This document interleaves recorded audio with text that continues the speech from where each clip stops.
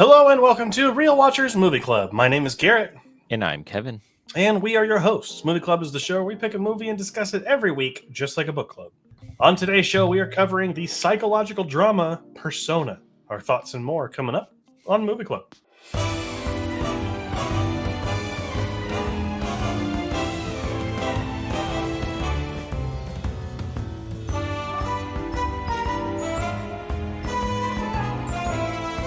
Released in 1966, Persona was directed by Ingmar Bergman and stars B.B. Anderson, Liv Ullmann, and Margaretha Crook. Sorry if there's any mispronunciation of those names. A nurse is put in charge of a mute actress and finds that their personae are melting together. It has a 4.4 out of 5 on Letterboxd and is ranked number 56 on its top 250. Before we dive into our thoughts, though, on Persona, we are going to issue a spoiler warning for the film. This is one that not a lot of you have probably seen, but a lot of you should see it. So make sure you watch it first before getting spoiled for it. So here is your spoiler warning. But do stay tuned to the end of the show to find out what movie we're covering next week so you're not spoiled for that one either. Alrighty, Kevin. So Persona is here this week. It is the film of the week. And this one was my choice this week. And similar to Cinema Paradiso, is a movie that I always see mentioned in Letterboxd's videos where they ask celebrities and filmmakers and actors their top 4. And this comes up a lot. I mean, a lot of Ingmar Bergman films do, but Persona is the one I feel like comes up the most. And so I hadn't seen it and I wanted to watch it. And this gives me an excuse to not only watch it, but to talk about it with someone. So I went ahead and put it on the list. Had you heard anything about this movie before watching? Surprisingly not. No, I have not. Oh, so I guess it's not that surprising. No, that's not. But this is one of those movies that is kind of legendary in the film world. So I was very excited to get this one underway. Yeah. So since, it was my choice, so I'll just kind of go ahead and give my kind of overarching thoughts first before we kind of dive a little bit deeper. I think that there is so much to unpack with this movie. There's a lot of different ways that you can look into it meaning-wise. And, there's some surface level stuff. There's some deeper stuff, and that is a sign of a truly great movie. But I'm going to save the rest of it for when we talk more about it. Kevin, what are your kind of general thoughts before we dive in? This is an hour and 20-minute movie that feels like it goes by so fast because of how enthralled and how I don't want to say addicted. That's like a really bad word, but like really into this movie that you are, because you're sitting there like, what the fuck is happening in this movie? And I absolutely adored it. Yeah, it's one of those movies that it's one of those art housey film school type films that even if you're not into that kind of stuff, you are going to end up enjoying, I think. When you said art housey, it doesn't feel art housey. It just feels very old school, but they wanted to try something different. If that makes sense. Yeah. Interesting way to look at it. But we'll dive into that a little bit more as we kind of get in here. So again, last chance, spoiler warning for the film. We are going to talk about things that happen in this movie. I want to start off with the thing that I'm not the fan of with this movie. Okay. And it is the art house type stuff. So, and I'll explain because it's clearly, I don't think you understand what I'm going for. The intro stuff in this movie. Like all the random shots of things coming together. I sure there's a giant spider on it for more time than I'd like to see. You're welcome. I don't like that, and thank you for letting me know. I completely forgot that you had sent that too, so I was watching it and had to turn away in horror. There's also just a straight up penis. I don't know if you saw it in the beginning of this movie. No. Oh yeah, no, there is a full on erect penis for like a split second. No, did not see that. There you go. Maybe that says a lot about me. But it's there. But no, I don't. Like, for what I get out of this movie, understanding wise and meaning wise, and like everything, that really just doesn't do anything for me. Okay. The intro part specifically, There's stuff that happens later in the movie that makes more sense, but Hmm. the intro specifically I almost was like, what did I recommend? And then Mm, when it gets to the story, I was more on board. And I think that the okay. intro just feels too different. Maybe it's a Is you it know is it too obscure, you think? it like upon first viewing, and that's very important to say because this is a movie that is going to require multiple viewings Hmm. to even begin to understand anything about it. It didn't feel like it made any difference to the story. Like it could have been out of the movie, and I I would can not have totally see that. Hmm. cared. Um, I feel like it may be something that Bergman is saying about the state of film at that time in Europe because it was getting very experimental at the time, and maybe he was just shooting the shit and see what Okay, would land. I don't know, but it didn't feel like it lined up with what the characters were going through and the importance of what they go through in this movie. And so I think gotcha, that it kind of took me out of it for the first few minutes, and then I was immediately back on board. gotcha. And what about in the middle sequence when it happens again? How did you feel? I feel like a therapist. How did you feel when this happened?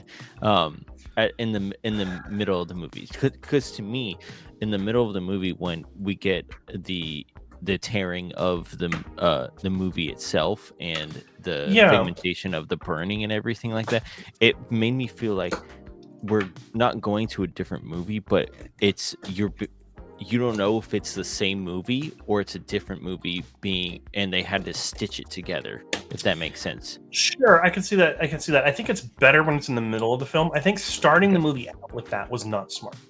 Okay. On first viewing, for anyone out there is going to crucify me for saying these things. I just think that it just didn't do anything in the beginning, but in the middle, like when it splits, is an incredibly important moment. That Hmm. is Alma, her psyche splitting into two, Yeah. Yeah. and then like she looks up like with one half before the film continues, and it's like she Hmm. doesn't know that it's splitting. Yeah. That's what I kind of got out of it, and so it Yeah. worked there. Um, there's also there's the sequence with the boy, which I don't remember if that Yep. was at the beginning or in the middle of the film. It was at the beginning and at the end of the film. But there's a part when he's looking like through at a woman who's very like obscure, and then gets more in focus and is obscure, Yep. and that just plays into what it happened with Elizabeth's character and Hmm. her son, and I think that is supposed to be her son. Yeah. Um, I also, agree with you. I saw an interesting interpretation of that is that that's also a metaphor or like a symbolism for the movie itself, where it is looking into a female story from a male perspective, and that's why it's kind Hmm. of muddled in a way Okay. when he's looking at it. So there is that to think about as well. Kind of more of a meta commentary on the film itself.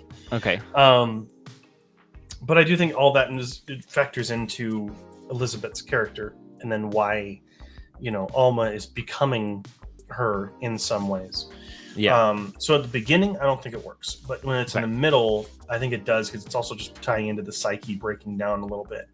Hmm. Um, so that works. I think Okay. middle and end is fine. I think the beginning was just a really weird place to start. I think you could have If it just. just if it just had the kid, you think it would be perfectly fine? Because then I he think that comes would have back. been better. Okay. Yeah, either Okay. that or just start out with Elizabeth on stage. Okay. Yeah. One of the two. Yeah. I can see that. I can see that. But let's go ahead. I want to kind of sidetrack for a minute. Let's talk about the performances in this movie because it's really only two people for most of it. And obviously they steal the show throughout this whole thing. But I love how Elizabeth's character says absolutely nothing, but still has kind of a voice. If you Yeah, while Alma's talking, you can kind of hear her, like when she's talking about the sexual part of this movie.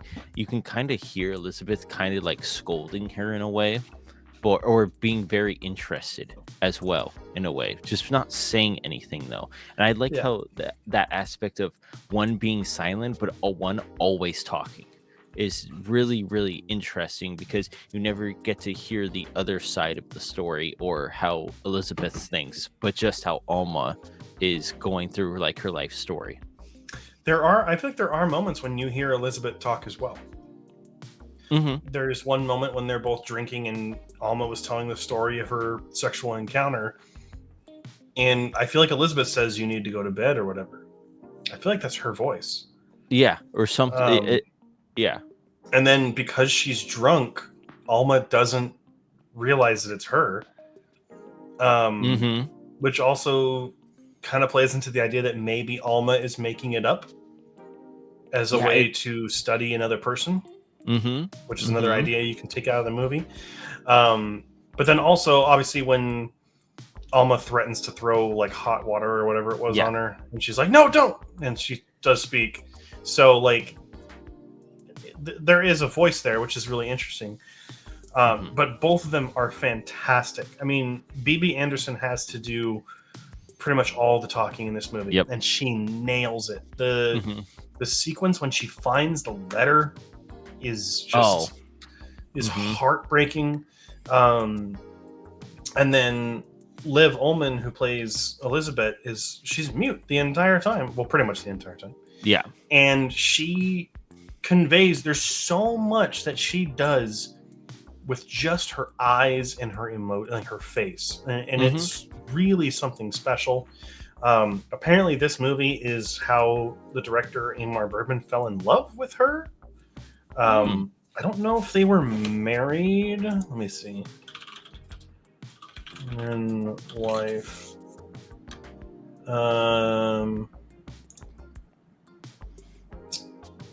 No, was never. No. I guess. I thought I saw online that he fell in love with her. But I guess that's not true, because she was not a part of his marriages. He had 5 marriages. Whoa. Which, I mean, hey, he gave us some bomb movies, so I don't, it's all right. But yeah, like, they're all fantastic. But, like, one of the other things that makes them feel so good in this movie is the way that the camera works. Because I don't know if you noticed this, but did you notice that pretty much a lot of the time, I don't want to say the entire movie, but a lot of the time, it is just the side of their face. Yeah. So you're only seeing one half. Yep. Which was something really, really that plays into the idea how they're kind of becoming the same person, because 2 halves make a whole.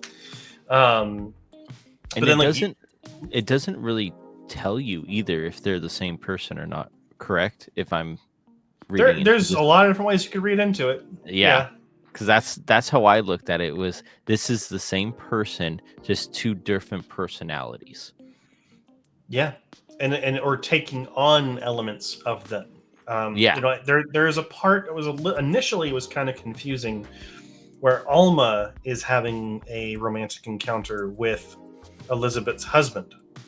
Yes, and it's half of Elizabeth's face, but Alma in the background with the husband. Yep. So in that instance, I go, "Oh, they are the same person." Sure. I think it's more so.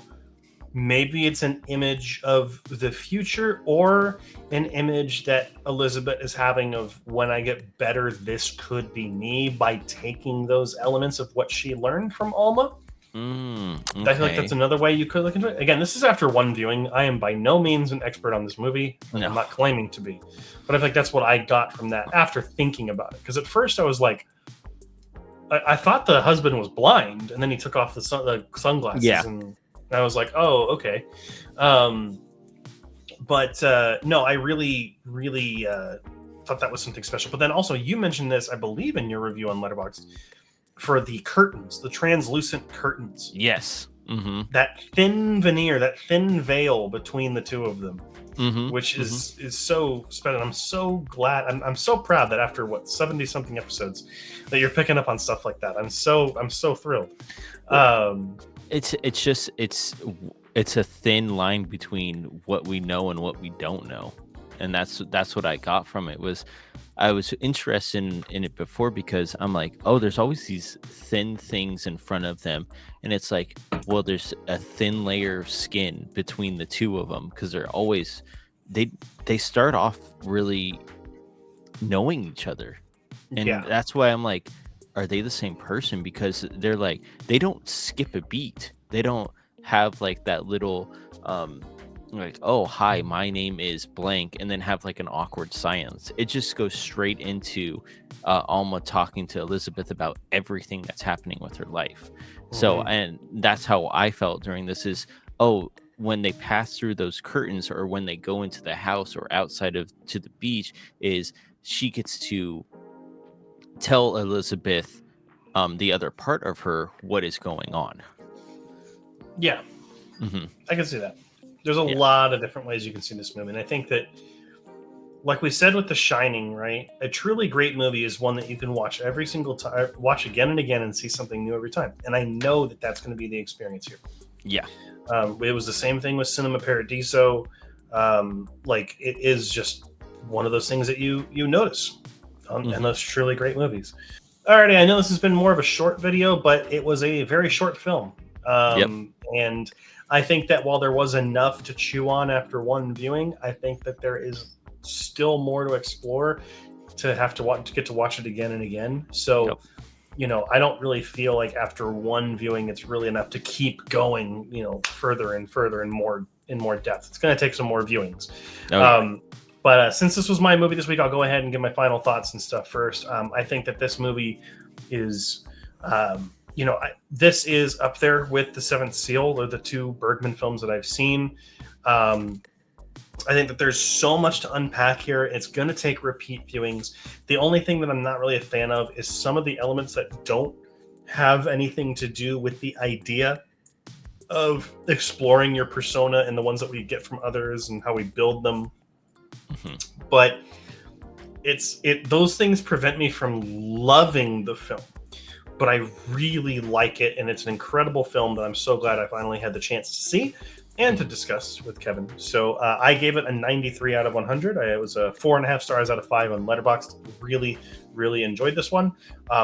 But I am not quite there at the point of loving it yet. I will have to watch it again. Gotcha. Okay. Well, I absolutely love this movie. So, I thought this was a great psychological movie. How it doesn't really give you an ending where you can be like, ah, so that's what happened. It leaves it up to you, the viewer who is watching this movie, to give their perspective on everything and how you take what you take away from this movie. Cinematography is fantastic in this movie. The split half faces, the translucent veils, and I love the actresses in this movie. They Alma's character absolutely steals the show with all of her line work in this, but Elizabeth does the exact same, just with facial movements. And I feel like this is a great, fantastic movie. I gave it a 98 out of 100 because I absolutely love this movie, and I'm so down to watch it again. Well, there you go. Maybe you can pick up the beautiful Criterion Collection version of this movie. But the question now falls to you. What do you think of Persona? We'd love to hear what you have to say down in the comments section. Just remember, be respectful of one another, because I don't have any jokes for this movie. Just be respectful of one another. Next week, we're going to be covering the Danish drama The Hunt from 2012. Can't wait to talk about that one, so make sure to watch it before next week so you're not spoiled. But that's it. Thank you so much for watching. We do have our weekly live stream that goes live every Wednesday at 7 p.m. Pacific Standard Time. We also have this show every Friday at 4 a.m. Pacific Standard Time. So make sure you're subscribed so you know when those go live, because we do have some other stuff coming up, including our Best of 2024, our Real Watchers Awards. Yep. So that is coming up. But thank you all so much for watching. And until next time, make sure to keep those eyes on the screen.